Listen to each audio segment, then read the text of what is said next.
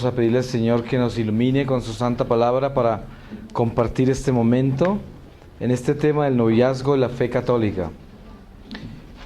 Y abro aquí en San Lucas 17:7, el cumplimiento del deber.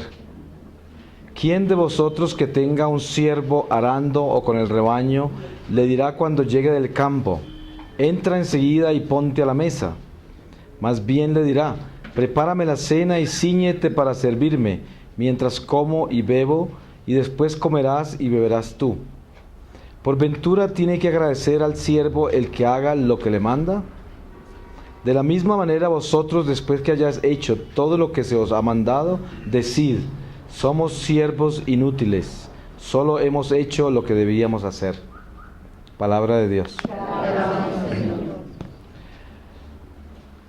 Es muy importante que nosotros discutamos este tema, creo yo, porque vivimos en un mundo relativista y en un mundo que cada día se relaja más con relación a la ley y con relación a lo que Dios nos ha pedido, y especialmente a nosotros como católicos, porque debemos enfocar todo desde el punto de vista de que no estamos globalizados aquí. Aquí no estamos hablando de una cultura globalizada, ni de una mentalidad universal, ni de un concepto nueva era. Estamos hablando de católicos que están dentro de una doctrina y creen y confían que esa doctrina es la luz y la guía de nuestra vida. Porque si no partimos desde el principio, estamos en el lugar equivocado, haciendo las cosas equivocadas, con la gente equivocada, y de pronto debíamos estar bajo una carpa budista o en otro lugar. Pero en este caso, nosotros somos católicos y venimos para fortalecer nuestra fe, y venimos para que el Espíritu Santo nos ilumine y nos dé más luz para saber en qué forma cumplir mejor con lo que Dios nos pide y cómo cambiar todo lo que hay dentro de nosotros que no está de acuerdo a lo que Dios nos pide. Y yo creo que no hay nada más importante que tener eso claro como fundamento, porque ninguno de nosotros hemos venido aquí a descubrir la ley, porque ya la conocemos. Y si alguno hay que no la conoce, pues con todo el amor, me imagino que todos nosotros llegaremos a ayudar, ¿no es verdad? Y a orientar a la persona que no la conozca. Le podemos mostrar dónde la puede encontrar escrita para que la estudie y cómo se puede dirigir. Pero yo creo que en su gran mayoría todos aquí presentes conocemos la ley. Ahora, de conocer la ley, hay un estado que se llama cumplirla. Y para cumplirla necesitamos tener un convencimiento pleno de que esa verdad nos hace libres y nos va a dar el gozo de la felicidad que tanto buscamos con las cosas del mundo, que realmente nunca la vamos a encontrar. Pero entre más nos espiritualizamos, más nos damos cuenta que lo único que nos trae paz, lo único que nos trae gozo y la verdadera libertad del hombre es en el Espíritu, y en el Espíritu de Dios. Porque hay dos espíritus, y ustedes lo saben. Hay gente que habla del espíritu, pero hay que preguntarles de cuál espíritu está hablando. Porque yo creí que era una persona muy espiritual cuando vivía en el mundo y por 33 años practiqué toda clase de creencias y filosofías paganas y me consideraba una persona espiritual, pero nunca había distinguido de que eran dos espíritus. Por eso debemos tener muy claro que es el Espíritu de Dios al que nos referimos. Solo el Espíritu de Dios nos da la libertad, nos rompe las cadenas y nos hace hombres de gozo pleno y verdadero y de paz interior, sin importar las vicisitudes, las pruebas, las tribulaciones de este mundo. Porque se trata de ser tan valiente en el espíritu que las cosas del mundo nunca nos quiten la paz. Esa es la meta. Y por eso estamos acá, para elevarnos al espíritu de una forma tal que toda esta miseria humana quede subyugada bajo la sabiduría de Dios, y podamos caminar en nuestra miseria, en nuestro dolor, en nuestras dificultades del mundo, pero convencidos de que vamos caminando firmes hacia la casa del Señor, a pesar de todo. Entonces, esa fortaleza espiritual solo viene de Dios, porque de lo contrario, lo único que nos daría a nosotros seguridad, equilibrio, y nos daría una certeza de aparentemente tener una euforia para vivir cada día, sería el orgullo. El orgullo, la vanidad, la pretensión, el dinero, los placeres de la carne, los placeres del mundo, el afecto humano, cosas que son de nuestra naturaleza inferior. No necesariamente todas son malas, pero muchas son ingredientes de la pura vanidad. Por lo tanto, esas son cosas perecederas que en un momento dado de la vida no van a alcanzar a suplirle a usted con esa misma euforia cuando alcance determinada edad, si alcanza a llegar a una edad de madurez. Por eso es que nosotros debemos siempre estar convencidos de que buscar la verdad es buscar la obediencia, y buscar la obediencia es buscar a quién obedecer. Y cuando sepamos a quién es que obedecemos y cuál es la verdad de aquella que obedecemos, ya no tenemos duda de que esa verdad nos hará libres. Cuando hablamos del noviazgo y la fe católica, hablamos no solamente del noviazgo entre hombre y mujer, hablamos también del noviazgo entre sacerdote y Dios, entre monja y Dios, entre laico consagrado y Dios, entre una persona soltera que nunca se casa y se casa con el amor, la caridad, el servicio al prójimo, su iglesia y Dios. También hay eso, son vocaciones.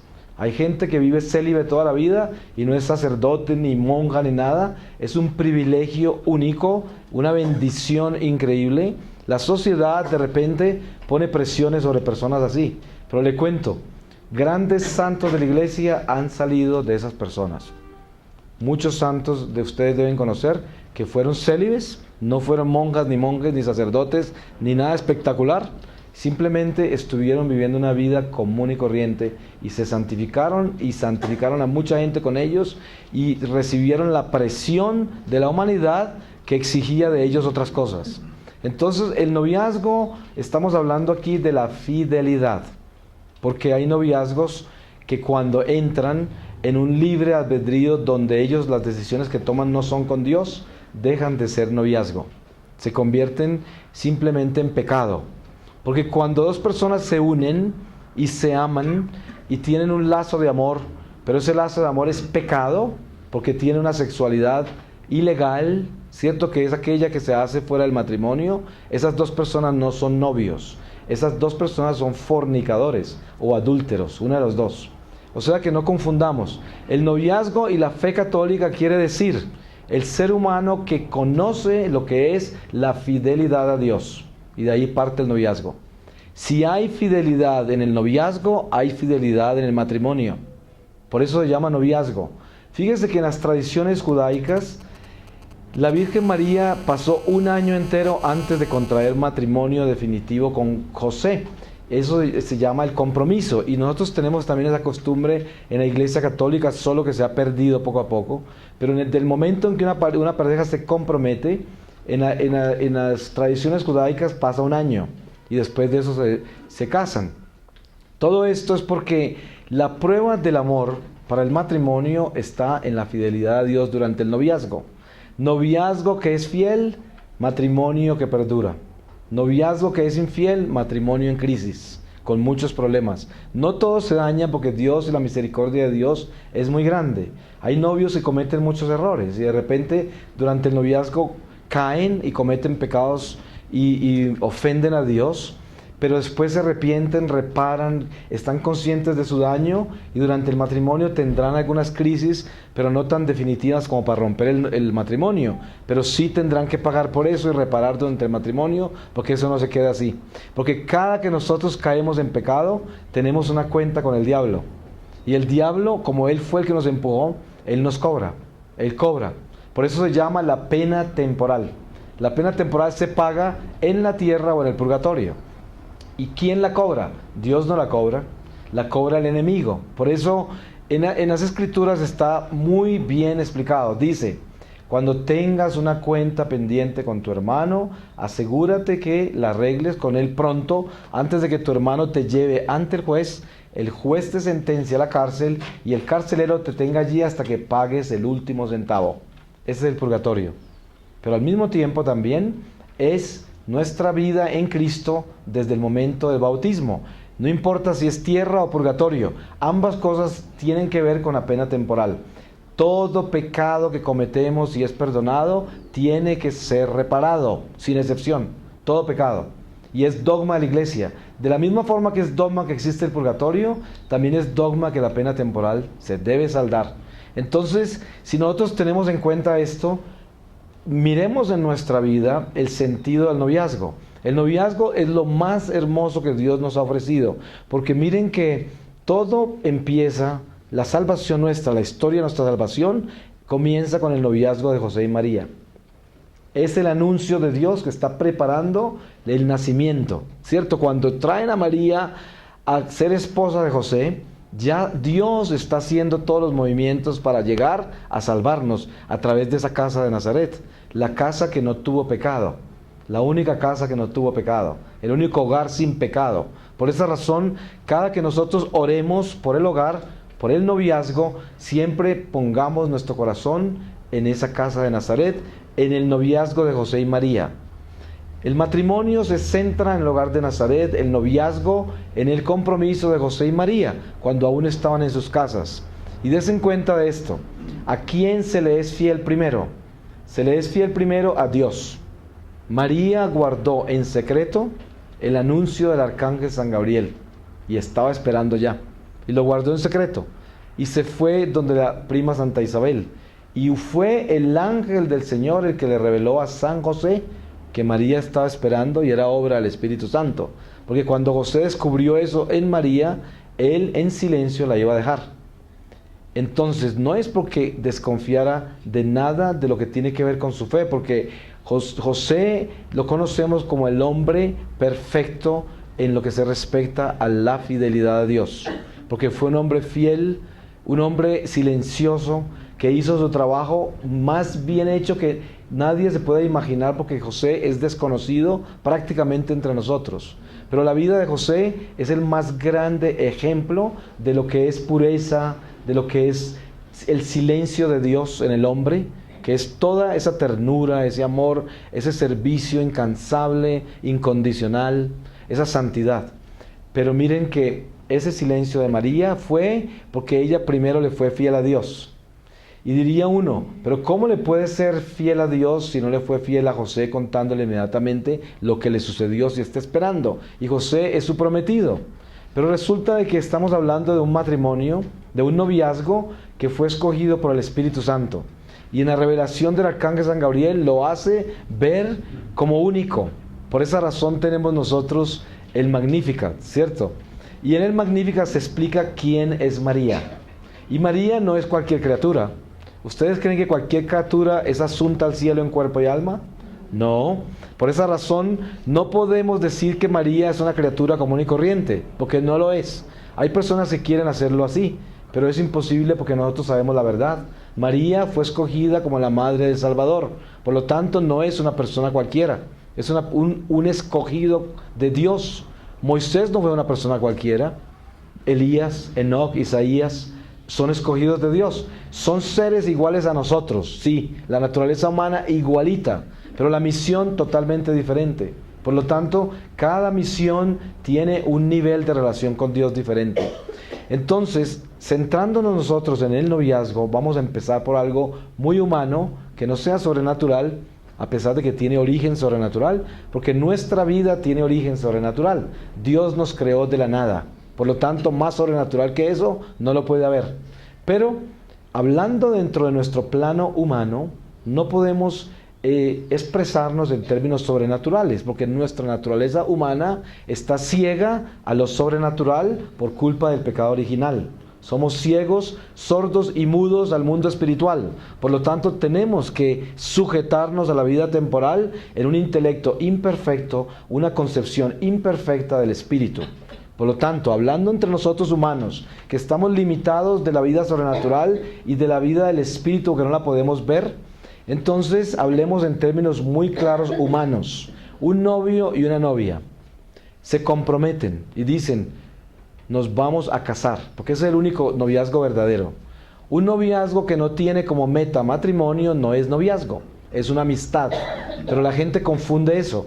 Si nosotros estamos hablando de lo que es nuestra fe, piensen ustedes lo obvio que es que si dos personas se comprometen es porque piensan casarse, ¿no es verdad? Si no, ¿para qué se comprometen? ¿Para qué? ¿Para ser amigos? No hay necesidad de comprometerse para ser amigo, no.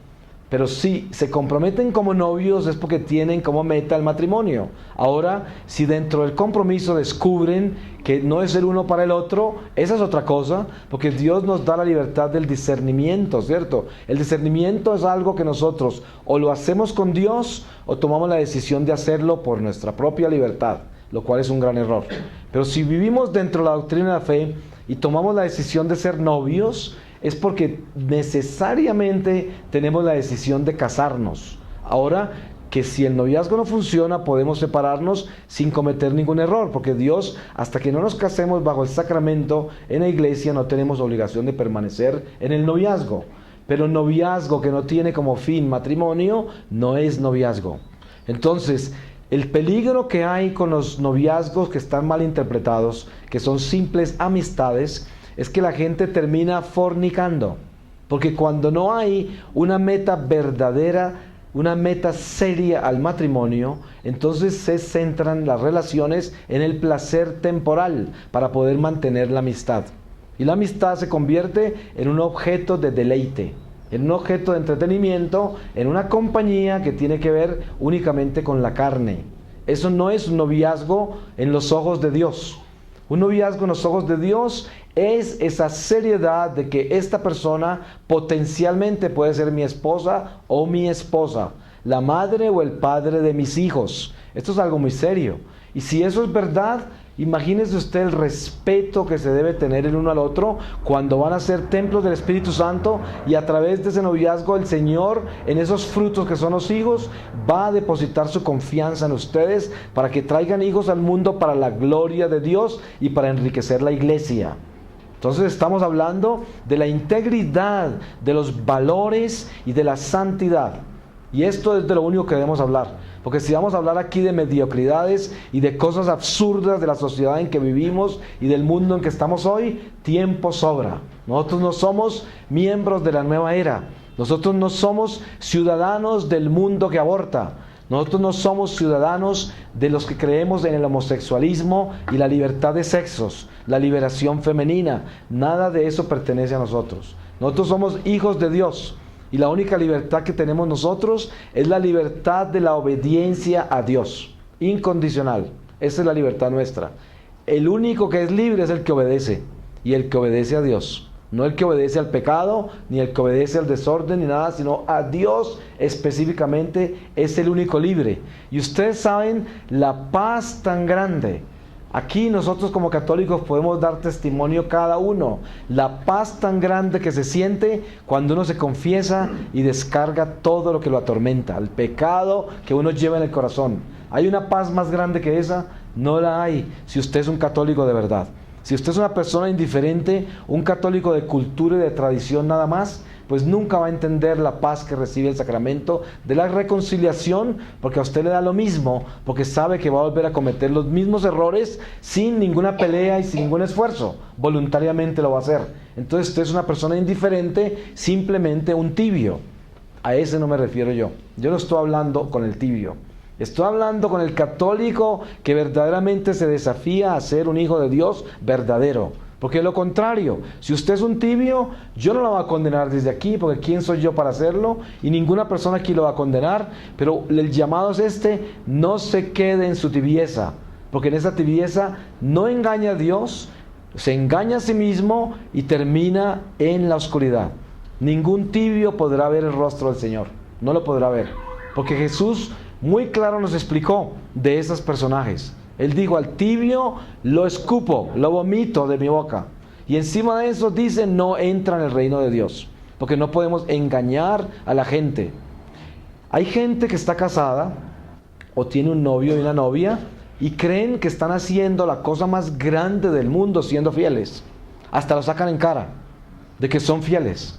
Usted puede imaginar cuando es la condición primordial del amor. Hay gente que le exige a Dios por el hecho de que no están pecando más. Entonces creen que ya deben ser premiados por el Señor.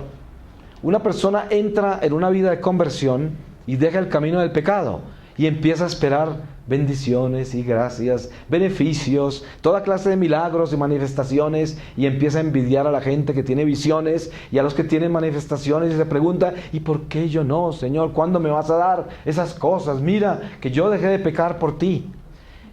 No es así.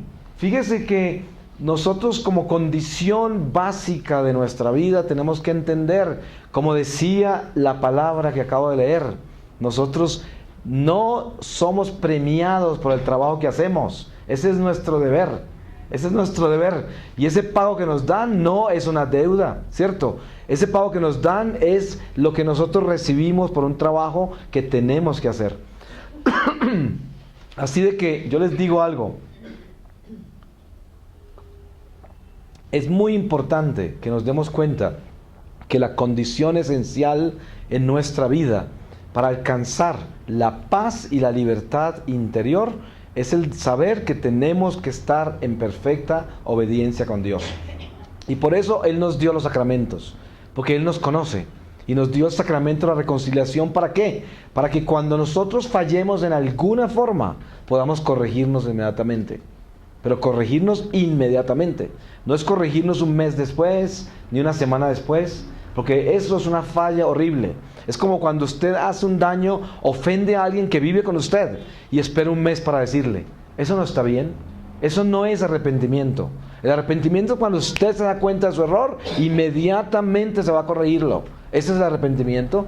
Porque bueno, nosotros somos humanos y vamos a fallar y vamos a caer en muchas cosas. Pero en lo que no debemos quedarnos es en esperar demasiado para corregir el error que cometimos. Porque eso ya es malicia de verdad, porque en eso no hay ninguna intención de reparar.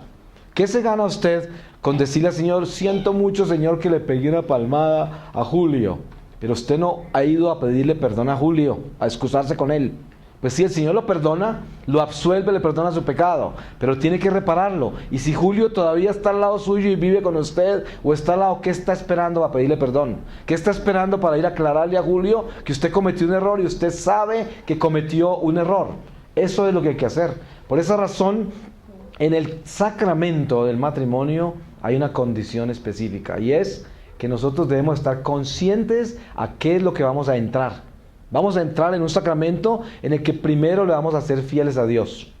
Por esa razón, aquel que permanece fiel al sacramento, sin importar lo que el otro hace, es el que reina ante el Señor. ¿Por qué razón? Porque mire, cuando usted se casa y hay crisis en el matrimonio, usted tiene que leerse las condiciones de matrimonio inmediatamente. No trate de buscar consejo, a ver si alguien le dice, déjalo. Estamos aquí para ser felices.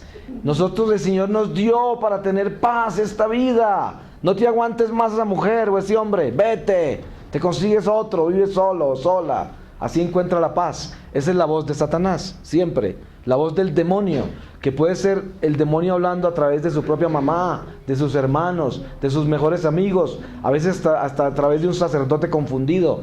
Hay sacerdotes en pecado que quieren que la demás gente peque como ellos. Yo conozco sacerdotes que una persona se ha confesado con ellos un pecado de impureza bien grave, como la masturbación o cualquier tipo de cosa bien impura, y les ha dicho, no te preocupes que el Señor nos conoce, Él sabe nuestras debilidades. Obviamente que Él está haciendo lo mismo y peor, y por eso busca compañía a su miseria. Nosotros cuando vamos a confesarnos, no vamos a una lección de catecismo. Nosotros no vamos a preguntarle al Padre los mandamientos, nosotros vamos a confesarnos, porque si no supiéramos que es pecado lo que vamos a confesar, ¿por qué nos estamos confesando? Nos estamos confesando porque sabemos que es pecado. Entonces, si el sacerdote le dice a usted que eso no es pecado, ¿usted le va a obedecer a él? No, porque San Pablo dice, aunque venga un ángel del cielo y cambie aunque sea una palabra de la ley de Dios, póngalo en el fuego, que se queme. Nadie puede cambiar la ley de Dios. Entonces, es muy importante definir esto. Las relaciones humanas en la tierra son simplemente una preparación para el matrimonio con el Cordero, con Jesús. Todo lo que hacemos en la tierra es una preparación para ser fieles, para ser honestos, para ser puros, para ser santos, para ser perfectos, porque eso es lo que nos pide Dios para el matrimonio con Él. Y si no alcanzamos eso en esta vida, lo tenemos que alcanzar en el purgatorio, porque no nos dejará entrar a la gloria celestial si no tenemos el vestido de novia. Y ustedes saben que estoy hablando en lenguaje espiritual, ¿cierto? Que no tiene sexo de hombre y mujer. El alma es la novia del Cordero. El alma se va a esposar con Jesús, toda alma. Por esa razón es muy importante que cuando nosotros nos miremos los unos a los otros como hijos de Dios y hablemos un lenguaje espiritual como el que estamos hablando hoy, nos demos cuenta que nosotros somos almas, somos espíritus de Dios. Y eso nos ayuda, porque usted se pone por encima del sexo. Ya no es con una mujer que está hablando, y usted como mujer no es con un hombre que está hablando con un alma. Y un alma que es eterna, y un alma que Dios quiere salvar, y un alma que potencialmente tiene la luz perfecta de Dios y que está hecha a imagen perfecta de Dios. Por lo tanto, si nosotros nos elevamos al Espíritu, tendremos la compasión y la caridad con los seres humanos, porque los miraremos a esa alma. Entonces, el noviazgo es el ejercicio más perfecto para alcanzar a entender el mensaje del Mesías. El Mesías dice: si me eres fiel en lo poco, yo te daré más. ¿Y qué quiere decir con eso? Si yo estoy de novio y soy fiel al Señor, quiere decir que lleve un noviazgo santo, porque si el noviazgo, repito, no está enfocado para el matrimonio, eso es una amistad simplemente. Si es un noviazgo de verdad, ¿cómo no va a respetar yo a aquella que va a ser la madre de mis hijos? ¿Cómo no va a respetar a esa mujer aquel que va a ser el padre de sus hijos? Aquel o aquella con que voy a vivir toda la vida en el nombre de Dios y para la gloria de Dios. Claro, entonces respeto el uno al otro. Las pasiones de la carne no se pueden dejar desordenar. La dignidad del ser humano, darle respeto a su cuerpo como un templo de Dios y entender que ese mismo respeto, ese mismo amor se va a transmitir a los hijos. Porque los hijos van a recibir la bendición de lo que hicieron los padres. Al mismo tiempo reciben las malas influencias de lo que hicieron los padres. Eso no quiere decir que los hijos están malditos por el pecado de los papás, porque este no es el Antiguo Testamento. Eso no es así. Estamos benditos en la obediencia sin importar lo que nuestros padres hicieron. Yo les hablaba de las misiones que tuve yo hace poco en Asia. Entre ellas estaba en un orfanato en las Filipinas. Y este orfanato es un orfanato que recogen niños de la calle. Y estaba caminando por dentro del lugar, en el campo, con un monje del orfanato. Y les pregunté yo que de dónde era. Me dijo que no sabía. Entonces después le pregunté: ¿pero sus papás dónde nacieron? No los conocí. Entonces después me lo simplificó. Me dijo: cuando tenía un día de nacido me recogieron de la basura. Dice: y me trajeron para acá. Y resulta que todos los huérfanos de ese orfanato son niños recogidos, casi todos de la basura que los botaron. Entonces, como es un país muy católico, no los matan, los dejan nacer y los botan. Eso es como piensan que con eso no hacen nada malo. Y ninguno de los niños que han recogido se ha ido de la comunidad y todos son monjes. Entonces había niños chiquitos recién recogidos y otros que son monjes ya. A propósito, el hermano Antonio, que fue el fundador con el obispo de esa diócesis, lo hemos invitado para que venga acá. Un día va a venir a Colombia y lo van a conocer si Dios quiere. Y ojalá que pueda traer aunque sea 1 o 2 monjes de los que recogieron de la basura, para que ustedes se den cuenta lo que es la gloria de Dios, la santidad de estos monjes. No tienen ni una sola raíz. Dios los trajo para el apostolado de estos tiempos, para eso los trajo. Ustedes no se pueden imaginar la cantidad de gente que va a ese orfanato a hablar con esos monjecitos. Son colas de gente recibiendo consejos de los monjes, porque no son sacerdotes, son monjes. Y ellos aconsejan a la gente con una sabiduría, con una sencillez, la cosa más increíble del mundo. Y fueron rescatados la mayoría de la basura. Había un niño que a los 3 años estaba con los papás, vino del campo a Manila con los papás a un acontecimiento muy grande, creo que fue un papa que llegó o algo, y se perdió en la ciudad. Y nunca lo volvieron a encontrar los papás. Y lo recogieron estos monjes, se lo llevaron y creció allá y nunca supo el niño de dónde era, ni quién eran los papás, nunca lo encontraron. Ahora tiene 24 años, se llama el hermano Jesús y vive ahí en la comunidad, es uno de los hermanos más santos que hay. Y ahí esos son los casos que encontré. Entonces, ¿a dónde voy yo? Debemos entender nosotros que la vida nuestra, por la sociedad en que hemos vivido y crecido, una sociedad que yo no creo que esté abusando la inteligencia de ustedes, ni en ningún momento ofendiéndolos. Hemos crecido en una sociedad perversa, ¿no es verdad? Una sociedad que nos enseña cosas horribles. Y eso desafortunadamente es la verdad. Quizás la sociedad no era tan perversa. Yo tengo 55 años. Tal vez no era tan perversa cuando yo tenía 5 años. Eso que ya empezaba a ver cosas horribles, porque vivíamos la violencia de estos dos rameras políticas del Partido Liberal y Conservador, así las llamo yo, las dos rameras, que crearon toda esta confusión y dieron nacimiento a un hijo bobo e idiota que se llama el comunismo, ¿cierto? Entonces, esta es la realidad de nuestro país. Pero aquí nosotros tuvimos en un momento dado una sociedad que era una sociedad sana, y una sociedad que tenía valores, y una sociedad que creía en Dios y que obedecía, un país consagrado al Sagrado Corazón. Hoy, ¿qué tenemos? El resultado de los efectos de la masonería, que los dejamos tomar poder y no hicimos nada al respecto. El efecto de toda esta degeneración proyectada en los medios, en la moda. Celebramos homosexuales casándose y muertos de la risa en televisión, adoptando niños. ¡Qué belleza! ¡Qué famosos! ¿Cómo andan con gente importante? Y todas estas vulgaridades y obscenidades y degeneraciones de nuestra sociedad. No es ningún secreto, ¿cierto? Ahora, yo no creo que nadie podría ofenderse, y si alguien se ofende al respecto, le pido que ore mucho, porque yo creo que el amor propio está muy grande cuando uno se ofende por cosas así. Pero le digo, esto es lo importante. Nosotros debemos regresar a las raíces de la moral, a las raíces de los principios y los valores. Y yo no estoy acá porque yo soy el mejor ejemplo. No, yo viví una vida totalmente decadente, de pecado, horrible, y los que se han leído mi historia saben a qué me refiero. He acumulado más miseria que todos ustedes juntos, pero el Señor me rescató. Y como Él me rescató y me trajo a la luz, hoy, siendo el miserable que soy, y las tendencias que tengo para hacer cosas horribles, que solamente por la gracia de Dios no las hago ya, sin embargo en mí está el potencial para hacerlas todas. Y le pido todos los días al Señor misericordia para que yo no las haga. Pero sin embargo sé, por experiencia propia, que lo único que nosotros debemos buscar en esta vida es la santidad, perfeccionarnos, buscar los valores, la moral, la integridad, la verdad sobre todo, la verdad en todo, absolutamente en todo, para que nosotros podamos transformar esta sociedad, nuestras familias, darle un futuro a las generaciones que vienen. Nosotros somos responsables de eso. ¿Ustedes se imaginan el dolor que hay en el purgatorio por las almas que están allí sufriendo por lo que no hicieron y viendo las consecuencias de lo que no hicieron en sus hijos, en sus parientes, en las personas que conocieron, en los amigos, en los enemigos? Y esos son los dolores más grandes del purgatorio.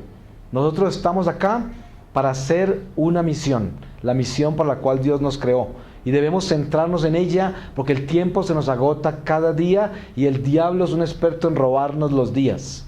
A través del pecado, de la pereza, de tantas cosas, nos roba la vida. Entonces, es importante que descubramos el sentido de la fidelidad.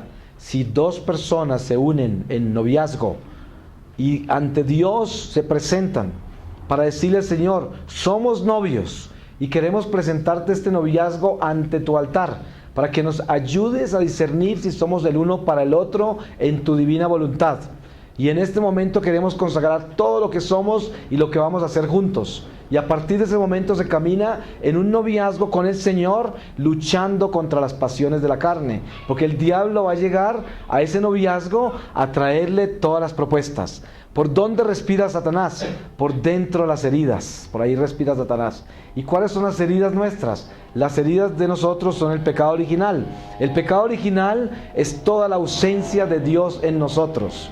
Cuando nosotros tomamos una decisión bien severa y cometemos un pecado porque nos independizamos de Dios. Ustedes saben que yo puedo estar en esta casa, irme para el segundo piso a mi habitación, cometer un pecado horrible de impureza y volver a bajar acá, a llamar por teléfono, a hacer unas oraciones y hacer esto y olvidarme del pecado que cometí arriba. Uno es capaz de hacer eso porque eso lo hace el ser humano, ¿cierto? Es la tendencia que un ser humano tiene. Pues eso es lo que tenemos que acabar. Porque no podemos darle oportunidad al diablo para que en nosotros se disfrace y actúe y nos convierta en hipócritas y podamos creer que somos gatos, que venimos a la caja de arena a enterrar un excremento y después nos limpiamos por 3 horas las manitos para que se vaya hasta el último olor, sabiendo que esa caja se sacude y hiede, porque ahí está el excremento, ¿cierto? No podemos enterrar el pecado y olvidarnos de él y cubrirlo con arena. Es imposible. Porque el día que nos muramos, esa arena se acaba y solo queda el excremento. Y ese olor nos va a sepultar en la letrina del diablo, porque ahí pertenece el excremento. El excremento no entra al cielo. Entonces, Que nosotros no seamos letrina del excremento de Satanás, que es el pecado. Que seamos nosotros depósito del Espíritu Santo, donde reina la gracia, la pureza, el amor, la libertad, la compasión, la caridad. Todas esas cualidades y virtudes que solo vienen de Dios. ¿Qué queremos hacer con nuestra vida? Queremos ser santos, perfectos. Queremos recuperar nuestra inocencia. Queremos recuperar eso que perdimos. Cualquiera de nosotros aquí se acuerda el día que perdió la inocencia. Como niños, ¿cierto? El día que uno se masturbó, el día que robó, el día que mintió, el día que violentó algo y rompió algo con harta ira y dejó de ser inocente, dejó de ser puro. Y siente uno la tristeza que perdió, y a partir de ese momento el alma nunca fue pacífica y nunca tuvo ese amor y esa felicidad y esa libertad que tenía antes de perder la pureza. Entonces, ¿qué hace Jesús cuando viene a redimirnos? Nos viene a traer la pureza otra vez. Fíjese que Dios nos convierte en vírgenes otra vez. Nos devuelve la virginidad, sin importar todo lo que ha pasado en la historia de nuestra vida, por horroroso que sea. El Señor nos convierte en niños otra vez. El Señor nos devuelve la inocencia y nos devuelve unos ojos puros y santos, a pesar de toda la historia de maldad y de pecado que llevamos, y nos los transforma y nos cambia y nos limpia. Y yo lo sé, yo lo he visto con mis propios ojos. He visto gente transformarse y limpiarse, y de ojos de maldad, de ojos de pecado, de ojos maliciosos, de ojos perversos, de ojos traicioneros, hipócritas, convertirse en ojos limpios, ojos sanos, ojos amorosos, ojos caritativos, ojos que perdonan, ojos que tienen compasión. Y esto es lo que Jesús nos da. Él nos sana a todos nosotros, sin importar lo que hemos hecho en nuestra vida. ¿No es esto el regalo más grande que Dios nos ha dado? Es un Cristo vivo que puede sanarnos a todos. No hay una sola persona acá presente, por pecadora que sea o que haya sido, que Jesús no la pueda convertir en un niño. Y qué lindo sería que usted pueda un día mirarse en el espejo y sorprenderse de darse cuenta que está regresando a su niñez espiritual y que está recuperando su inocencia, y que ya cuando mira a la gente, la mira con el amor de un niño y los perdona porque tiene una nariz que a usted no le gusta, pero a usted ya no le molesta. Los perdona porque se visten como a usted no le gusta, pero a usted ya no le molesta. Los perdona porque tienen mal aliento, ya no le molesta. Los perdona porque caminan como a usted no le gusta, ya no le molesta, porque usted es un niño inocente otra vez. Y por eso este regalo solo nos lo da Jesús, y Jesús está acá para hacer eso con nosotros, para que nos demos cuenta que lo más lindo que podemos nosotros rescatar es esa belleza de unos ojos puros, unos ojos inocentes que no juzgan, que no tienen ideas de nadie, que no tienen conceptos ni se forman ninguna historia de ninguna persona.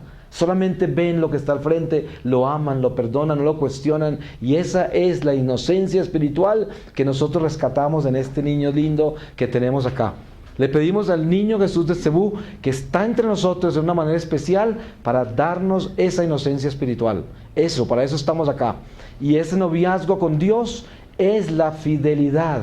Por eso, cada que usted tenga la oportunidad de aconsejar a un joven o un adulto, una persona que esté en un noviazgo, siempre hágale esta pregunta: si usted tiene novia o novio, ¿está seguro de que usted con ese novio o esa novia tiene el plan exacto final del matrimonio?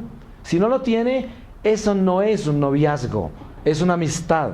No se engañe, porque si usted entra en una íntima amistad, termina en una íntima relación de pecado. Por esa razón, los seres humanos no se deben intimidar, acercarse a la intimidad, a no ser de que tengan un compromiso santo para llegar a consumar el sacramento. De lo contrario, la sangre hierve, la sangre pide, las pasiones de la carne se desbordan. No podemos acercarnos a esos territorios en ningún momento. Por eso el Señor dice: nunca te coloques en un territorio de pecado, de tentación, porque vas a caer. Entonces, el alcohólico que quiera regenerarse no debe andar con gente que toma, ¿no es verdad? El que quiere regenerarse de las drogas no ande con drogadictos. El que quiere regenerarse de la fornicación no ande con fornicadores. Y eso es es la condición. Nosotros debemos entender nuestra debilidad, y la debilidad nuestra debe ser custodiada con el guardián que tenemos nosotros, que es el ángel, que nos dice: te voy a acompañar todos los días de tu vida, porque el Señor nos lo dio. Dígale a ese ángel: ángel, tú sabes, angelito mío, que yo soy muy débil en esto, cuídame, no me dejes entrar aquí, no me dejes hacer esto, no me dejes pensar así, no me dejes caminar por acá. Y esa es la fuerza que uno le debe pedir al cielo. Por eso, que nadie se engañe. El verdadero noviazgo de la fe católica tiene que ver con el matrimonio. El verdadero noviazgo de un sacerdote, de una monja, de un laico consagrado, tiene que ver con el matrimonio con Jesús. Eso es lo que tiene que ver.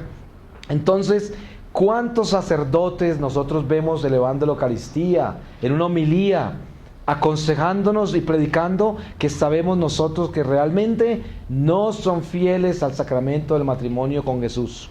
Porque por la forma en que viven, la forma en que se expresan, la forma que hablan, no hay en ellos ese espíritu de matrimonio. Hay monjas que sabemos que no están casadas con el Señor, están casadas con su propia vanidad y se escaparon. Ustedes saben que el monasterio, los conventos, la vida religiosa, la vida de beatitudes, como llaman, es el lugar más apropiado para la humanidad escaparse. Mucha gente confundida en el mundo decide al final: me vuelvo monja, me vuelvo monje, ¿cierto? Porque se frustraron, no triunfaron en esto, no triunfaron en aquello. Entonces a lo mejor es que el Señor me está llamando. ¿El Señor me está llamando? O sea, mire, esas son soluciones absurdas. La vocación religiosa, la vocación espiritual, es un llamado que no lo puede tapar nadie. Es como Jesús decía cuando los fariseos le dijeron: dile a estos que se callen. El domingo de Ramos decía: si se callan ellos, hablarán las piedras. Esto sucede con la vocación religiosa. Si usted se le escapa a ella, le pasa lo de Jonás: queda en la barriga la ballena. Porque el que es llamado a la vocación religiosa es un llamado, es una misión. Eso no se discierne por una semana, y después por 3 meses, después por 4 meses, 3 años después vuelvo a discernirlo, y 5 años después. No, esos son escapismos. La verdadera vocación es un fuego que va hirviendo en nosotros, hirviendo. Ahora, misiones son cosas diferentes. Misiones, de repente el Señor toma una viuda, un hombre como yo, un hombre del mundo, cualquier persona, lo arrastra en cualquier momento de su vida y lo lanza a una misión, porque lo había escogido desde siempre para eso. Eso es otra cosa, ¿cierto? Son misiones, vocaciones que tienen que ver con la voluntad divina en forma misteriosa, una pedagogía inexplicable, inesperada. Pero la vocación matrimonial, los novios, una persona que siente ese amor por el otro y que tiene en sí la gracia de la procreación, porque el Señor lo escogió para darle a la iglesia seres que van a glorificar a Dios, hijos que de repente van a ser sacerdotes, monjas o esposos o esposas, porque ese es el sentido de la procreación, el honor más grande. Por eso Cristo, el primer milagro lo hizo en una boda. Eso no fue un accidente, porque es que la familia es el centro de la iglesia. De la familia salen los sacerdotes, de la familia salen las monjas, de la familia salen los profetas. Como decía Teresa de Calcuta cuando le preguntaban: ¿por qué razón hoy no hay los profetas de antaño, las manifestaciones tan grandes de esos apóstoles tan valientes? Y ella les dijo: porque los han abortado. Por eso tantas enfermedades que se podrían ser curadas hoy, ¿por qué no se han curado? Porque el médico que Dios escogió para que viniera a entregar o el científico, lo abortaron. Por eso. Entonces nosotros mismos matamos las gracias, las asesinamos. No nos podemos quejar de eso, porque cada persona tiene una misión. Entonces, encontremos en el noviazgo la realidad de nuestra relación con Dios. Nuestra fe es un noviazgo con Dios. ¿Y cuál es el día del matrimonio? El día de la muerte. Es el día del matrimonio. Pero nuestra fe es un noviazgo. Por eso acuérdense de esto. Estoy hablando del novio humano porque no quería hablar de la parte sobrenatural, ¿cierto? Ahora que ya hablamos del humano, que es la fidelidad entre dos personas que tienen que definirse si se van a casar, porque lo contrario no sean novios, porque eso debería engañarse, jugar el uno con el otro, disfrutarse en sus cuerpecitos y su carne, y luego decidir que no es el uno para el otro, porque todo lo que querían era enamorarse y jugar. Ustedes saben que enamorarse no es amor. El enamoramiento viene de Satanás. El enamoramiento y el encantamiento son la misma cosa. Cuando yo vi el ejército del mal, los ángeles caídos, en la visión que tuve yo con el Señor, en ese secuestro, los ángeles del demonio no eran con cachos, cola, ni fuego, ni olían a azufre. Eran los espíritus más seductores que ustedes se puedan imaginar. Seductores. Hasta el punto que era difícil mantener el equilibrio porque se lo traen así, seductores. Eso es Satanás, un espíritu seductor. Por esa razón, cuando usted se entrega a una relación humana con otro y está haciendo algo que no es santo, que no tiene que ver con Dios, porque su intención todavía no tiene ni idea si se va a casar o no, eso no es una cosa clara, sino que es una amistad ahí que de pronto voy a jugar con esto, a disfrutar aquello y de repente me caso, ¿cierto? Ese es el diablo, ese es Satanás. Satanás entra a jugar aquí, a jugar allá, a tocar aquí, a tocar allá, a poner esto y un día dice, me aburrí, chao, esto no es para mí. Eso es el diablo. Las cosas de Dios son rectas, son puras, tienen moral, integridad, tienen principios. Por eso no podemos engañarnos. El verdadero noviazgo empieza con el respeto absoluto. Eso es. Y estoy hablando de algo que no es fácil, porque nosotros estamos pervertidos. Y por esa razón es muy difícil devolverle la cuerda a esta perversión que llevamos. Pero ¿qué más vamos a pedirle a Jesús en este día? Que nos sane toda la perversión que tenemos en el corazón, para que nos haga fieles soldados de una iglesia que tan solo subsiste a través de los santos, nada más. ¿Por qué hay tantas desgracias en el mundo hoy? Porque no hay suficientes santos en la tierra. Por eso, ¿quiere seguir siendo usted el grano de condenación de la humanidad porque no quiere ser santo? Continúe. Pero el día que se encuentre con el Señor se va a dar cuenta que usted había podido hacer una gran diferencia en las tragedias de la tierra. Usted, con su santidad, buscando la santidad, va a cambiar el rumbo de las cosas y mucha gente no va a caer al infierno. Con eso le digo todo. Esa es la verdad. Entonces, la preparación nuestra de toda nuestra vida es para que nosotros lleguemos un día a casarnos con Jesús. El carpintero que hace todo con amor, que pule esa madera, que hace esa cama, que hace ese banco, que hace esa mesa, ese amor de su trabajo es una preparación para casarse con Jesús. La persona que en la calle, en la esquina, le da instrucciones a otro que está perdido y quiere orientación, ese está preparándose para casarse con el Señor. Está haciendo con amor todo eso. El taxista que lo espera con paciencia, que no lo ofende, que no lo roba, esa persona está preparándose para el matrimonio con el Señor. Todo esto es una preparación para el noviazgo, que es el noviazgo fiel con Jesús. Y entonces el noviazgo entre humanos debe tener como fin el matrimonio, porque la vida de nosotros como cristianos tiene como fin el matrimonio con Jesús. Y así se sumariza todo esto. Es un tema que podríamos tenerlo por días enteros, pero yo creo que la esencia de este tema está centrada en eso, la fidelidad. Voy a leerles esta palabra para terminar. Y mire donde el Señor nos lleva. Las bodas del Hijo del Rey. Este es San Mateo 22:1. Dice, entonces Jesús les habló de nuevo en parábolas y les dijo, el reino de los cielos es semejante a un rey que preparó un banquete de boda para su hijo y envió a sus criados a llamar a los invitados al banquete, pero no querían venir. Envió de nuevo a otros criados con este encargo, decid a los invitados, he preparado mi convite, se han matado ya mis bueyes y animales cebados y todo está preparado, venid al banquete. Pero ellos, sin preocuparse, se marcharon el uno a su campo, el otro a su negocio. Los demás cogieron a sus siervos, los insultaron y los mataron. El rey, enfurecido, envió sus ejércitos, hizo perecer a aquellos homicidas y prendió fuego a su ciudad. Entonces dice a sus siervos, el banquete está preparado, pero los invitados no eran dignos. Id a la salida de los caminos y llamad al banquete a todos los que encontréis. Los siervos salieron a los caminos y reunieron a todos los que encontraron, malos y buenos, y se llenó de comensales la sala del banquete. Entró el rey para ver a los convidados y encontró allí a uno sin traje de boda. Y díjole, amigo, ¿cómo has venido aquí sin traje de boda? Y él se quedó callado.